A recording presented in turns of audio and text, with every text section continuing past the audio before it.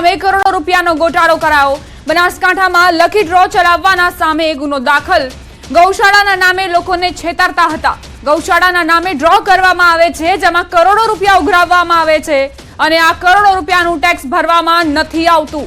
કેટલાક પૈસા ગૌશાળા સંચાલકોને આપવામાં આવે છે અને બીજા પૈસા અશોક માળી અને તેના સાગરીતો વેચી નાખે છે।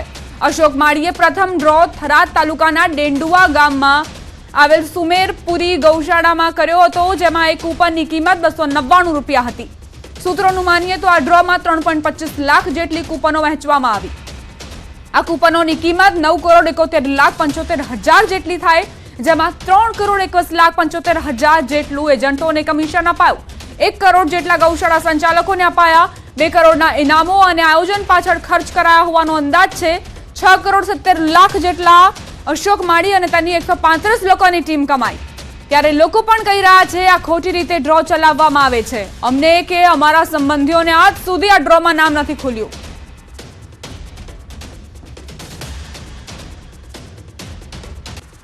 આ તદ્દન ગેરકાયદેસર વસ્તુ છે અને આ લોકો તમારા રૂપિયા જે છે એ લલચાવી ફોસલાવી અને પોતે ટિકિટના નામે લઈ લે છે અને પછી આ લોકો એવું કરે છે કે જે ખરેખર ગેરકાયદેસર છે। આ લોકો શું કરે છે કે મતલબ તમારી ટિકિટ હોય તો 1000 ટિકિટ હોય તો એની સામે 5000 ટિકિટ પોતાની નાખી દે છે, એટલે તમને કોઈ સંજોગોમાં તમને ક્યારેય ઇનામ મળવાનું નથી। અને આવું પણ અમને જાણવા મળેલું છે કે લોકો પોતાના બૈરાના ઘરણા વેચીને 10-10 હજારની ટિકિટો લે છે। માટે જાહેર જનતાને નમ્ર અપીલ છે કે આવા લકી ડ્રો પાછળ પોતાનો પૈસા વેડફે નહીં। કોઈ જેણે ટિકિટ ખરીદી લીધેલી હશે તેના પાછા નાણાં મેળવી શકે છે। જે લોકો પાસેથી તમે જેની પાસેથી ટિકિટ લીધી એની પાસેથી પાછા નાણાં મેળવી લો, અને જો આ લોકો પાછા નાણાં ના આપે તો પણ તમે પોલીસ સ્ટેશનમાં આવીને એના વિરુદ્ધ ફરિયાદ કરી શકો છો।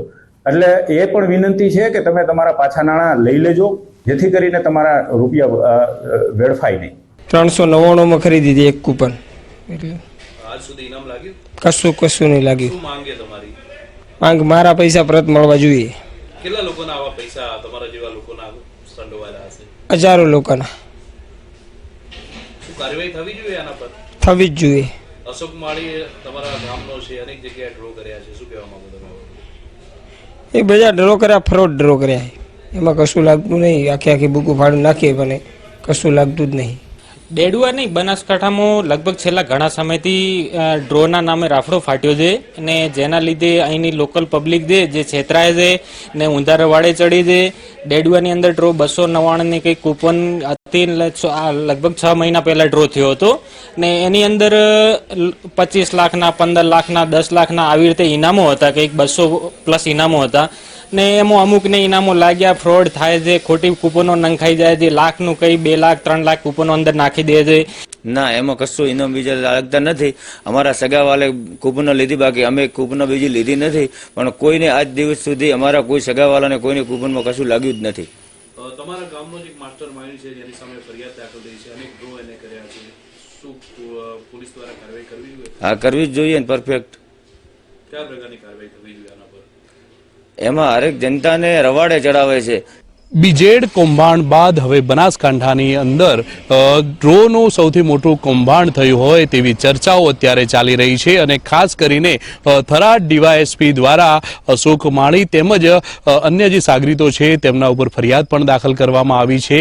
અને અત્યારે અમે જે અશોક માળીને આ ડ્રોનો કિંગ કહેવામાં આવે છે તે ગામ મોરથલમાં પહોંચ્યા છીએ અને મોરથલ ગામના સીધા દ્રશ્યો આપને બતાવી રહ્યો છું। આપ દ્રશ્યોમાં જે પ્રમાણે જોઈ શકો છો કે અહીંયા એક અશોક માળી લખેલી આ મંડપની દુકાન છે, એક જનરલ સ્ટોર છે અને તે ઉપરાંત એક વાસણ ભંડાર છે। આમ અહીંયા 4 થી 5 દુકાનો આવેલી છે અને લોકોમાં એવું ચર્ચાઈ રહ્યું છે કે આ ડ્રોની ઓફિસો છે, પરંતુ અહીંયા આ ડ્રો થયા છે કે નથી થયા તે બાબતે કંઈ પણ લખેલું નથી, પરંતુ અનેક એવા આક્ષેપો થઈ રહ્યા છે અને પોલીસ દ્વારા તપાસનો ધમધમાટ શરૂ થયો છે આ ગામમાં પણ, અને આ સમગ્ર જે ડ્રો થયા છે તે બાબતે પણ ધમધમાટ શરૂ થયો છે। ખાસ કરીને પોલીસનું એવું કહેવું છે કે જે ડ્રો કરવામાં આવતા હતા તેના કરતાં પણ વધુ કૂપનો નાખવામાં આવતી હતી, તેને લઈને ફરિયાદ પણ દાખલ થઈ છે અને પોલીસના દાવા પ્રમાણે કરોડો રૂપિયા જે છે આ ડ્રોમાં કરોડો રૂપિયા જે આવતા હતા અને પોલીસનું એવું કહેવું છે કે હજી સુધી કોઈ ફરિયાદી તેમને મળ્યા નથી અને જે લોકોએ કૂપન લીધી હોય કૂપન પરત આપવાની પણ વાત થઈ રહી છે. પરંતુ ન્યૂઝ 18ની ટીમ અત્યારે ગ્રાઉન્ડ ઝીરો પર છે. અમે ગામમાં છીએ અને આ ગામમાં જે કથિત રીતે કહેવાય છે કે આ ડ્રોની ઓફિસ હોઈ શકે છે, પરંતુ અત્યારે અહીંયા રામદેવ મંડપ ડેકોરેશન છે, અહીંયા અશોક માળીનું નામ અને નંબર લખેલો છે, પરંતુ ક્યાંય અમને ડ્રોની ઓફિસ અહીંયા જોવા નથી મળી રહી. પરંતુ લોકો અને ચર્ચાઓની વાત કરીએ તો આ જ ઓફિસથી કામ થતું હતું. સૌપ્રથમ જે ડ્રો છે તે ડેડુઆ ખાતે થયો હતો, તેમાં ફરિયાદ દાખલ થઈ છે. તેના પછી ધાનેરાના વાલેર ગામમાં ડ્રો થયો હતો, તેના પછી રામપુરા ગામમાં ડ્રો થયો હતો. આમ 3 ડ્રો થયા હતા અને તે બાદ અનેક ડ્રો પણ થઈ રહ્યા છે, પરંતુ હજી સુધી પોલીસ દ્વારા એક જ ફરિયાદ દાખલ કરવામાં આવી રહી છે. ગામમાં અશોક માળી જે છે જે કહેવામાં આવી રહ્યો છે કે અશોક માળી મુખ્ય સૂત્રધાર છે, પરંતુ એ અમને હજુ સુધી મળ્યો નથી કે ક્યાંય ગામમાં અત્યારે જોવામાં નથી મળી રહ્યો. પોલીસ પણ અશોક માળીને શોધી રહી છે.